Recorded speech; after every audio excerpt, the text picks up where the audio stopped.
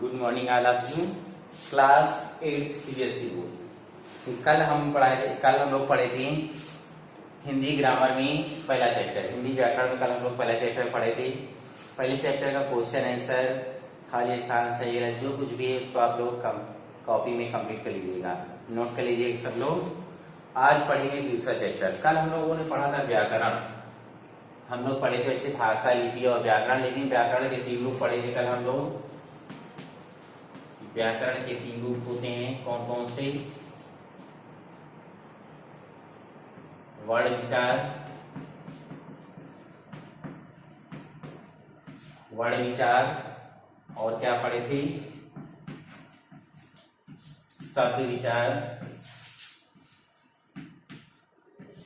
और वाक्य विचार। ये कल व्याकरण के 3 रूपों को हमने पढ़ा था। आज हम लोग पढ़ेंगे, सबसे पहले पढ़ेंगे वर्ण विचार। इसके बारे में पढ़ेंगे वर्ण विचार। देखिए आज आपके हिंदी ग्रामर में व्याकरण में दूसरा चैप्टर क्या दिया हुआ है? वर्ण विचार। पहला चैप्टर आप लोग लिख लीजिएगा, उसको अच्छे से कंप्लीट कर लीजिएगा। देखिए दूसरा चैप्टर है आज वर्ण विचार।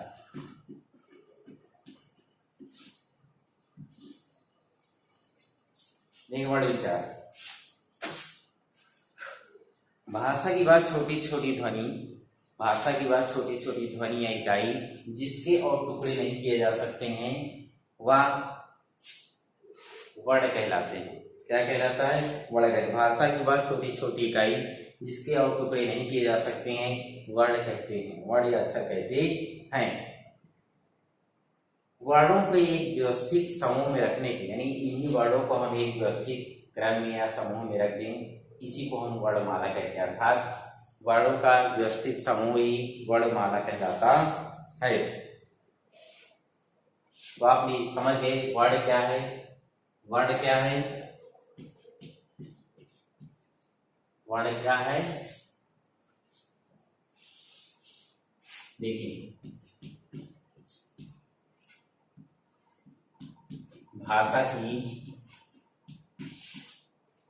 ऐसे ही समझ लीजिए, भाषा की वह छोटी छोटी ध्वनि या इकाई जिसके और टुकड़े नहीं किए जा सकते वर्ण कहते हैं। और वर्णों के व्यवस्थित समूह को या व्यवस्थित क्रम को वर्णमाला कहते हैं। अब हम पढ़ेंगे आगे वर्ण के भेद। कई साफ देखिए वर्ण के भेद।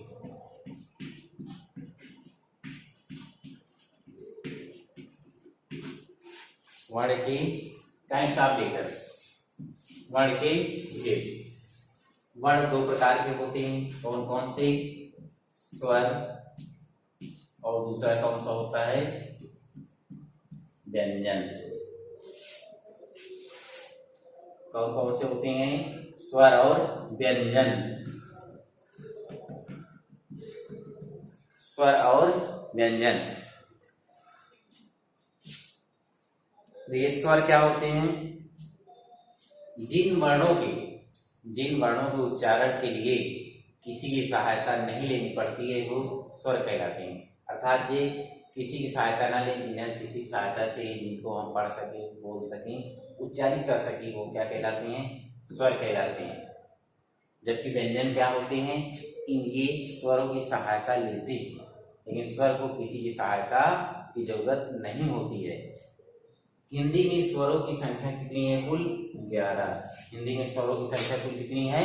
11। कौन कौन से स्वर हैं? छोटा, बड़ा, छोटी, बड़ी, छोटा उ, बड़ा उ, रिस, ए, ओ, औ। ये 11 स्वर होते हैं हिंदी में। देखिए आगे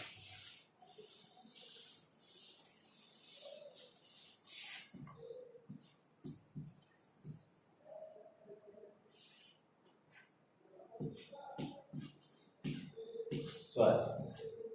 अभी बताए स्वर क्या होते हैं? स्वर वे वर्ण होते हैं जिनको उच्चारित करने की या पढ़ने के लिए किसी और की आवश्यकता, किसी अन्य वर्ण की आवश्यकता नहीं होती है, यानी सहायता नहीं लेनी पड़ती है, वो स्वर, वे स्वर वर्ण कहलाते हैं। हिंदी में स्वरों की संख्या 11 है। छोटा, बड़ा, छोटी, बड़ी, छोटा, बड़ा, जैसे ए, ऐ, ओ, औ। ये स्वरों के प्रकार, स्वरों के प्रकार।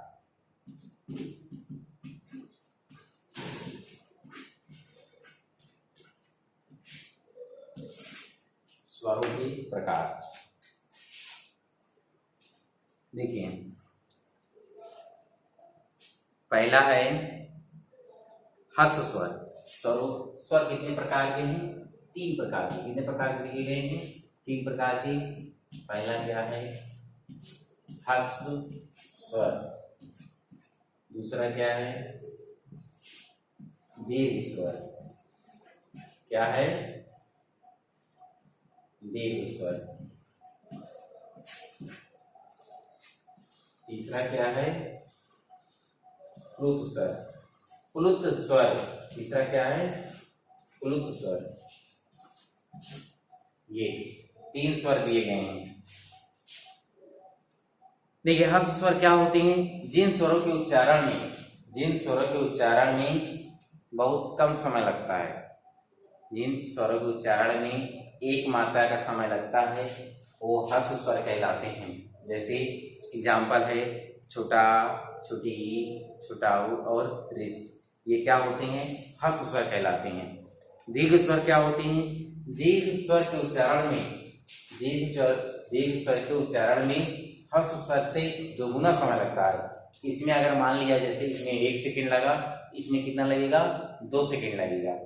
इसलिए कह रहा है कि दीर्घ स्वर के उच्चारण में ह्रस्व स्वर का दोगुना समय लगता है। ये होते हैं उदाहरण, जैसे छोटा, जैसे बड़ा, बड़ी, बड़ाऊ, ये सब।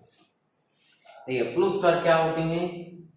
प्लुत स्वर वे स्वर होते हैं जिनको उच्चारित करने में या जिनका उच्चारण करने में ह्रस्व स्वर का 3 गुना समय लगता है। अभी बताए, इसमें 1 लगा तो इसमें 2 गुना लगा, और इसमें क्या लगेगा? 3 गुना लगेगा। 3 गुना समय लगता है। इन्हें संयुक्त स्वर भी कहा जाता है। और इसमें 3 कह रहा है प्लुत स्वर के वे स्वर होते हैं जिन्हें बोलने में ह्रस्व स्वर से 3 गुना समय लगता है। जैसे ये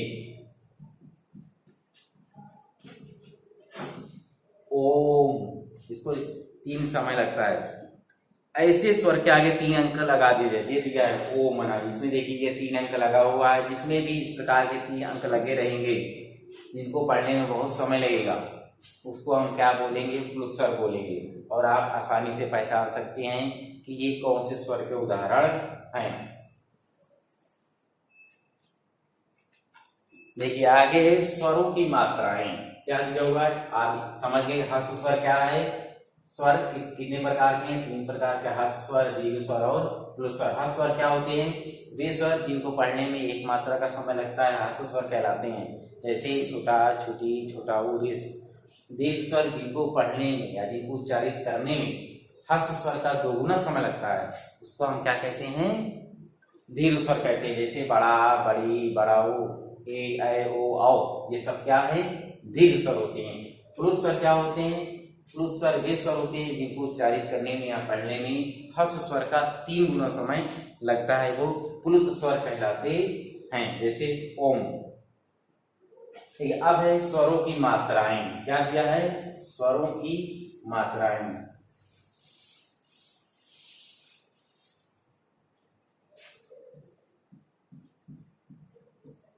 स्वरों की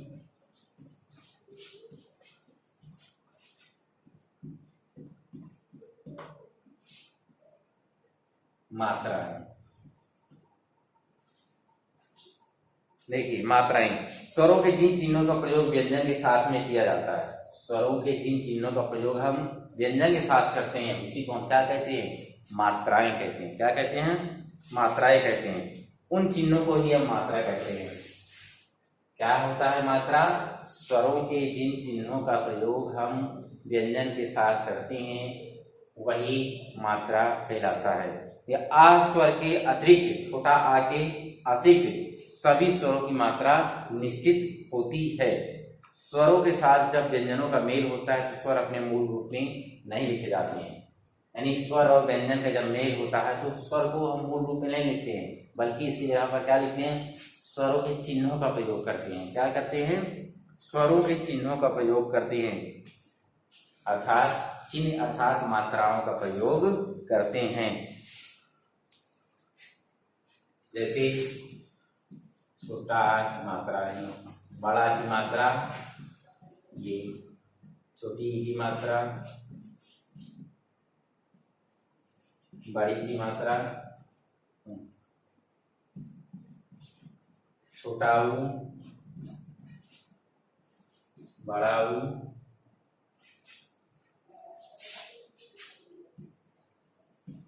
रिस,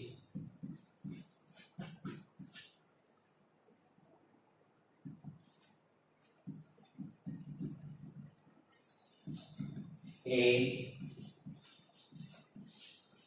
आई, ओ,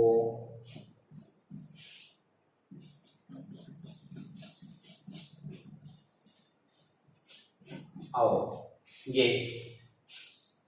ये सारे 11 स्वरों की मात्राएं हैं। इन मात्राओं का ध्यान रखें, इन्हीं मात्राओं का प्रयोग हम व्यंजनों के साथ करते हैं।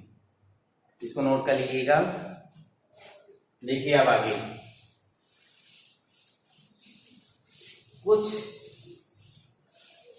वर्ण ऐसे भी होते हैं, कुछ वर्ण ऐसे भी होते हैं जो ना तो स्वर होते हैं और ना ही व्यंजन होते हैं। कुछ वर्ण ऐसे होते हैं जो ना तो स्वर होते हैं और ना ही व्यंजन होते हैं, उनको हम अयोगवाह कहते हैं। क्या कहते हैं, अयोगवाह।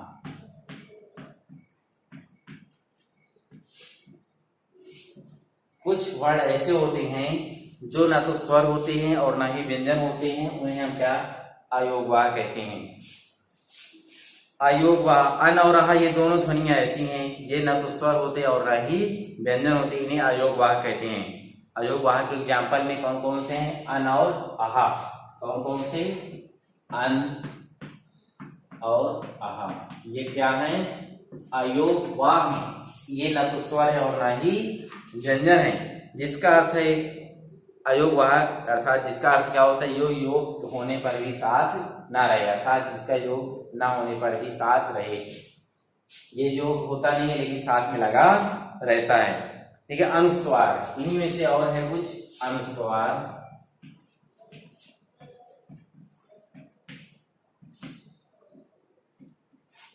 अनुस्वार, इसका चिन्ह क्या होता है, ये,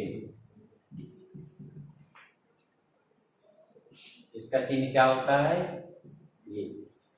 ठीक है, अनुस्वार, इसका उच्चारण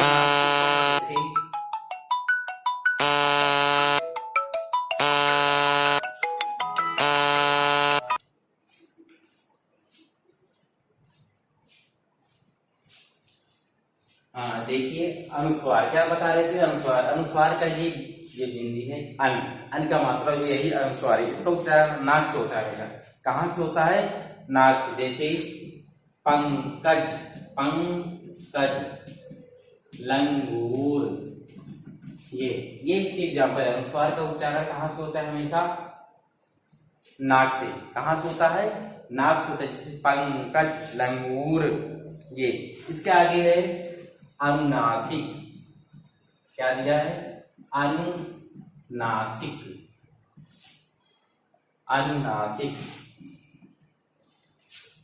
ये अनुनासिक, जिसको हम लोग चंद्रबिंदी भी बोलते हैं। इसका उच्चारण नाक और मुंह दोनों से होता है। जैसे मुंह चांद, इसका उच्चारण नाक और मुंह दोनों से होता है। जैसे मुंह, जैसे मुंह, नाक, ये। देखिए आगे है विसर्ग। आगे क्या है, विसर्ग, जिसको हम लोग आहा की मात्रा में लगा हुआ होता है, ये विसर्ग, ये आहा की मात्रा होती है विसर्ग। इसका उच्चारण हा के समान होता है, इसका उच्चारण हा के जैसा होता है। इसका प्रयोग केवल तत्सम संस्कृत शब्दों में किया जाता है। जैसे नमः, जैसे संस्कृत में ज्यादातर होता है इसका प्रातः, अतः, नमः, ये। इसके अलावा और है हलंत। हलंत तो जानते ही होंगे आप लोग, ये हलंत। कह रहे इसका प्रयोग व्यंजन के नीचे किया जाता है। इसका अर्थ व्यंजन आधा या अपूर्ण होता है। इसका मतलब, इसका अर्थ क्या हुआ कि व्यंजन क्या है, आधा या अधूरा है, अपूर्ण है। जैसे ये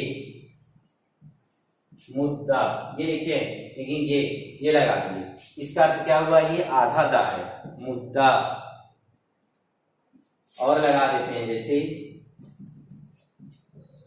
चिट्ठी, ये भी क्या है, ये टा यहाँ क्या है, आधा टा है, इसलिए ये चिट्ठी। तो अयोगवाह क्या होते हैं, अयोगवाह वे वर्ण होते हैं जो ना तो स्वर होते हैं और ना ही व्यंजन होते हैं। ये दो होते हैं अन और आह। देखिए अनुस्वार, अनुस्वार अन की बिंदी होती है, जैसे इसका अनुस्वार का उच्चारण नाक से होता है। कहाँ से होता है, नाक से होता है। जैसे पंकज, लंगूर, अनुनासिक, इसे हम लोग चंद्र बिंदी भी कहते हैं।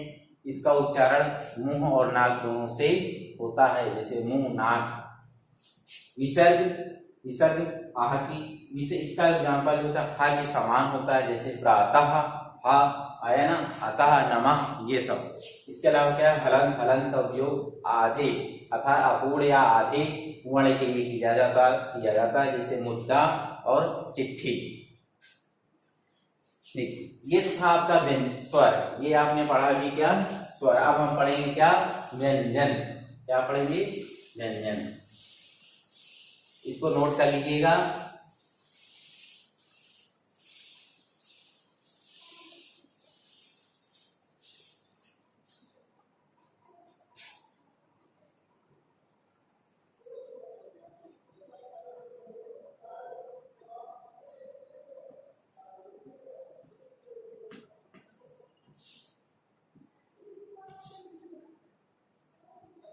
व्यंजन,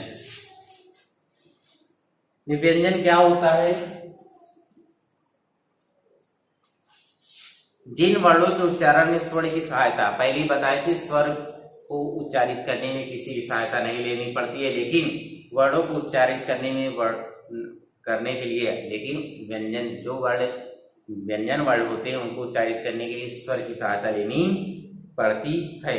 वे व्यंजन वर्ण अर्थात कहलाते हैं, अर्थात वे वर्ण जिनको स्वर वर्ण की उच्चारित करने के लिए स्वर वर्ण की सहायता लेनी पड़ती है, वे व्यंजन वर्ण कहलाते हैं। जैसे का, खा, गा इत्यादि। का, खा, गा, घा जो भी है, यहाँ तक समझ लीजिए। प्रत्येक व्यंजन के उच्चारण में आ की ध्वनि छिपी रहती है। प्रत्येक व्यंजन के उच्चारण में छोटा आ की ध्वनि हमेशा छिपी रहती है। आ के बिना, छोटा आ के बिना व्यंजन संभव नहीं है। जैसे छोटा आ के बिना व्यंजन संभव नहीं है। जैसे ये का, ये अभी आधा का हुआ, जैसा पहले ही बताया कि हलंत लग जाता है हमेशा आधा होता है, लेकिन ये छोटा आ लग गया तो कौन सा व्यंजन बन गया, का। कासे का पुत्र, आप लोगों ने पढ़ा होगा। कहने का मतलब ये है, जितने व्यंजन है सभी व्यंजन में छोटा आ की मात्रा, छोटा आ हमेशा क्या होता है, सम्मिलित होता है, मिला हुआ होता है, और छोटा आ के बिना कोई भी व्यंजन संभव नहीं है। ये स्वर जो होते हैं वे स्वतंत्र होते हैं, लेकिन व्यंजन स्वतंत्र नहीं होते हैं। क्यों? क्योंकि इनके साथ स्वर लगा हुआ होता है। क्योंकि यह व्यंजन जो होते हैं वो स्वरों पर क्या होते हैं, आश्रित होते हैं। हिंदी में व्यंजन वर्णों की संख्या 33 है। हिंदी में व्यंजन वर्णों की संख्या 33 है। ये 3 प्रकार के होते हैं। कुल कितने व्यंजन है हिंदी में, 33। कितने हैं, 33। और ये 3 प्रकार के होते हैं, कौन कौन से, पहला है स्पर्श व्यंजन। पहला क्या है, स्पर्श व्यंजन। दूसरा क्या है, अंतस्थ व्यंजन।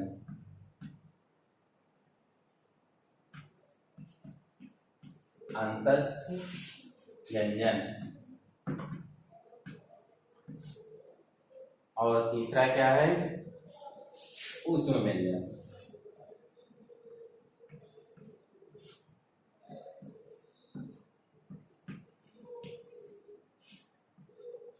तीसरा क्या है, ऊष्म व्यंजन।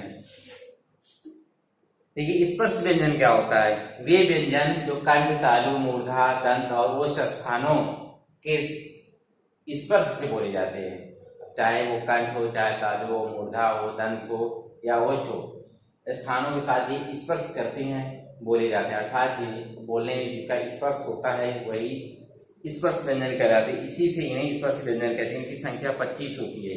इनकी संख्या कितनी होती है, 25 होती है। कहाँ, का से लेके का, खा, गा, घा, अंगा से, यानी का से लेके कहाँ तक, माँ तक, का से माँ तक। इनकी संख्या टोटल 25 होती है, का से माँ तक।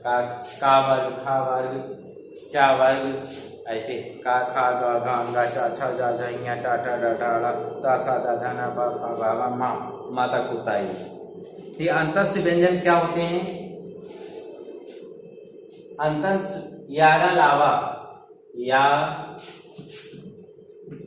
रा ला वा, इन चारों को अंतस्थ व्यंजन कहा जाता है। इनका उच्चारण जीभ, तालु, दंत और ओठों के परस्पर सटाने से होता है। स्पर्श करने से नहीं, सटाने से होता है, किंतु ये भी पूर्ण स्पर्श नहीं होता है। सटाते हैं लेकिन ये पूरी तरह से स्पर्श नहीं हो पाता है, सिर्फ हल्का से। इसलिए इनको हम क्या कहते हैं, अंतस्थ व्यंजन कहते हैं।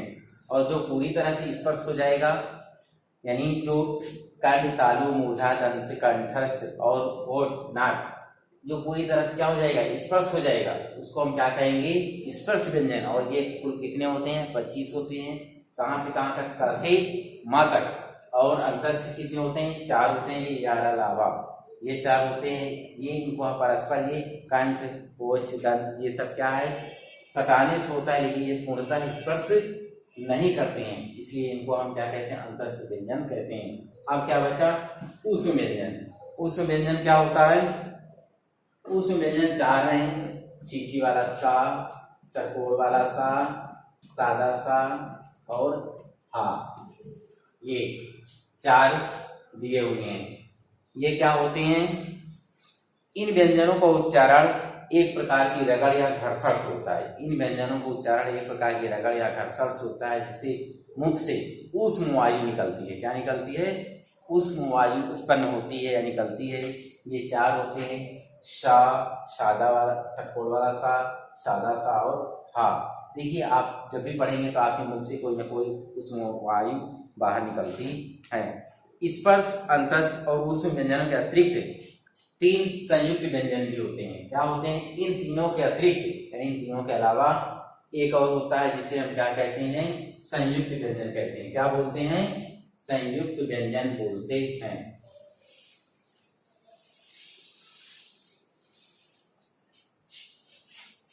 संयुक्त व्यंजन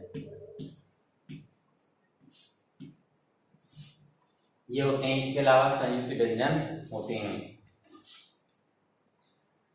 ये जब दो अलग अलग संयुक्त व्यंजन क्या होते हैं, जब दो अलग अलग व्यंजन मिलकर एक नए व्यंजन का निर्माण करते हैं, ये संयुक्त व्यंजन कहलाते हैं। संयुक्त व्यंजन कहलाते हैं। और हिंदी में 4 संयुक्त व्यंजन है। कौन कौन से, का, ये क्या बन जाता है, छतरी, और ता और राजा क्या बन जाता है, त्रा, और जा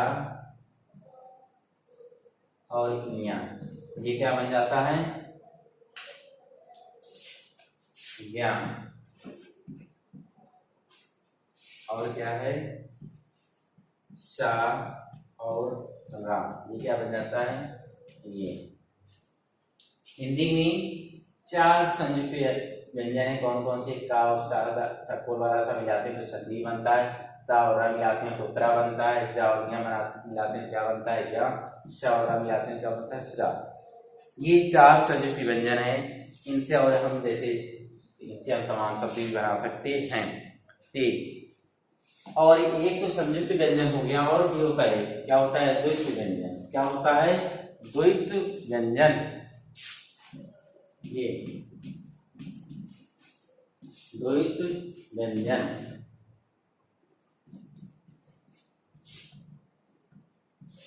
द्वैत व्यंजन।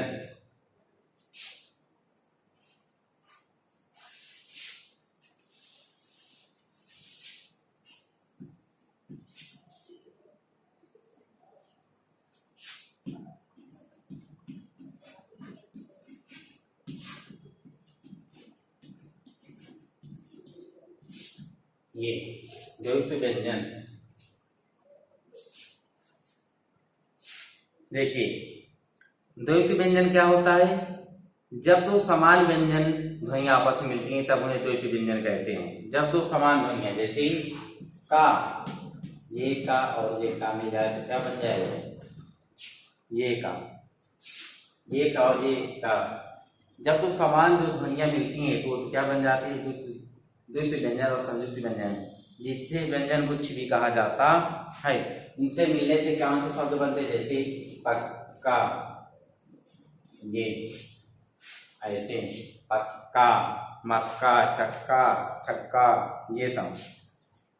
जब भी समान ध्वनियां, समान व्यंजन जैसे का और का ये मिला तो क्या बन गया, ये। इसी प्रकार जब भी समान ध्वनियां मिली रहेंगी वो कौन से व्यंजन रहेंगे, द्वैत व्यंजन रहेंगे। और ये वाले व्यंजन कौन से हैं, संयुक्त व्यंजन हैं।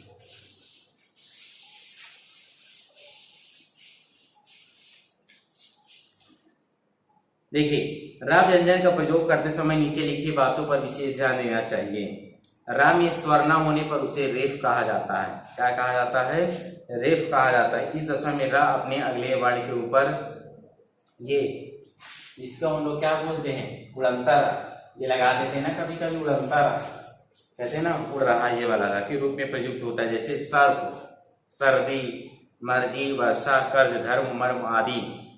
यदि र से पहले व्यंजन में स्वर न हो, र से पहले व्यंजन में स्वर न हो तो र को उस व्यंजन में नीचे की ओर इस प्रकार लगा दिया जाता है। जैसे ये भ्रम, ये जैसे बताए थे, सर्प ऐसे भी लगता है और ऐसे भी रा लगता है।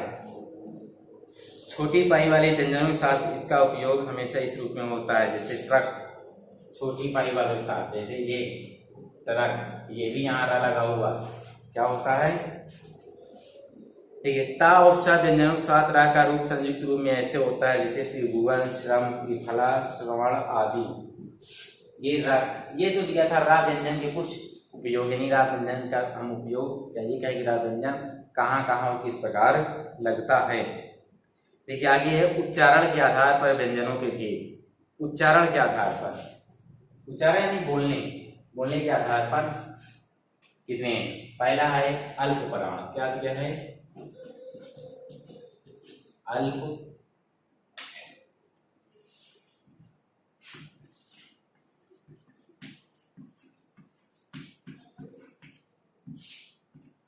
प्राण। पहला क्या है, अल्प प्राण।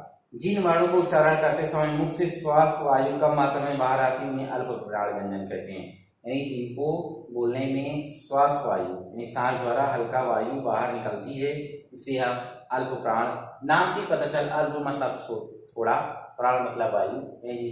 जब थोड़ी सी वायु मुख से निकलती है तो उसे हम क्या कहते हैं, अल्प प्राण व्यंजन कहते हैं। वर्णों के प्रथम, तृतीय और पंचम वर्ण का प्रथम अंतस्थ व्यंजन अल्प प्राण कहलाते हैं। ये निम्नलिखित हैं, वर्णों का प्रथम, तृतीय और पंचम वर्ण। का गा, जैसे ये पूरा होता है ना, ऐसे का, खा, गा, घा और अंगा, ये ऐसे होता है।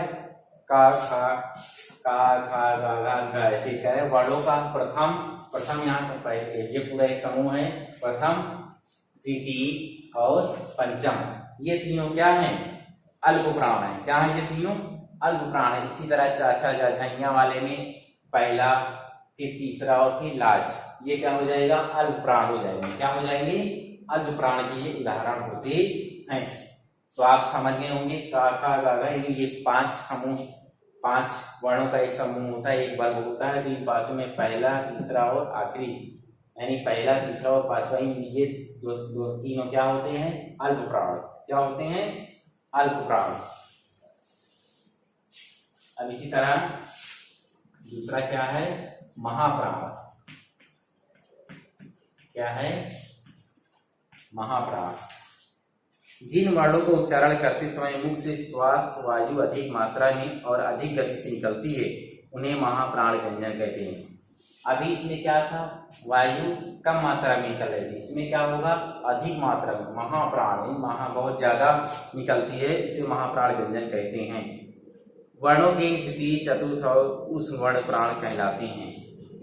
अभी जैसे बताया था का, खा, गा, गा और अंगा, ये सब क्या है, ये सब क्या है, व्यंजन है। देखिए इसमें कह रहा है कि दूसरा और चौथा, इसके अलावा उस प्राण जितने भी होते हैं, उस प्राण कौन कौन से हैं, सीठी वाला सा, षटकोर सा, सादा सा और हा, ये भी क्या होते हैं, महाप्राण होते हैं।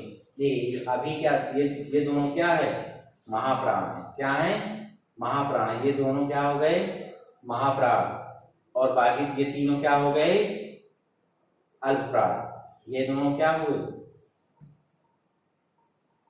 और ये क्या है, अल्पप्राण, ये तीनों क्या हैं, अल्पप्राण। सभी वर्गों में ऐसे ही होता है।